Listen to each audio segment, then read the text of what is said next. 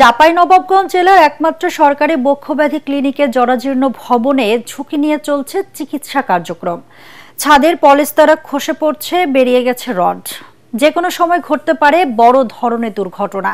জরাজীর্ণ ভবনটি সংস্কারের সুযোগ নেই জানিয়ে প্রকৌশলীরা বলছেন, নতুন ভবন নির্মাণ করে স্থানান্তর করতে হবে চিকিৎসা কার্যক্রম। চাঁপাইনবাবগঞ্জ প্রতিনিধি নাসিম মাহমুদের রিপোর্ট, জানাচ্ছেন মিজান শাহজাহান। চাঁপাইনবাবগঞ্জ সদরে ৬০-এর দশকে নির্মিত এই বক্ষব্যাধি হাসপাতালে ঝুঁকি নিয়ে কাজ করছেন স্টাফরা। কয়েক দফায় সংস্কার করা হলেও বর্তমানে এটি ব্যবহার অনুপযোগী হয়ে পড়েছে। প্রায় সবকটি কক্ষে দেখা দিয়েছে ফাটল। বৃষ্টি হলে চরম ভোগান্তিতে পড়তে হয় ডাক্তার, নার্স, রোগী ও স্বজনদের। জায়গা জায়গা ভেঙে আছে, কখন ভেঙে পড়ে যাবে সবাই আতঙ্কিত হয়ে থাকে। অনেক পেশেন্ট এখানে চিকিৎসা নিতে আসে, এসে যেহেতু তারা এখানে অবস্থান করে, বিল্ডিংটা কখন ভেঙে পড়ে ধসে পড়ে এটার কোনো নিশ্চয়তা নাই। প্রতিদিন গড়ে ৪০ থেকে ৫০ জন রোগী সেবা নেন এখানে। বর্তমানে ২ জন ডাক্তার সহ মোট ১২ জন স্টাফ কাজ করছেন।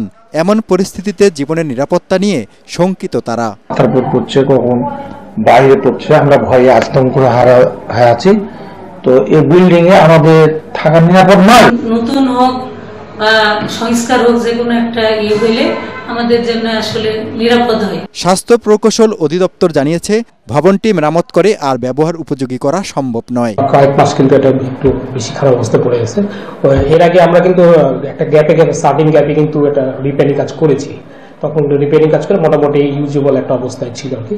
রিসেন্টলি এটা একটু বেশি খারাপ অবস্থায় পড়ে গেছে। জেলার সিভিল সার্জন জানিয়েছেন, ২০২২ সালে নতুন ভবন নির্মাণের জন্য প্রস্তাবনা পাঠানো হয়েছিল, কিন্তু অগ্রগতি না হয় নতুন করে আবার উদ্যোগ নেওয়া হচ্ছে।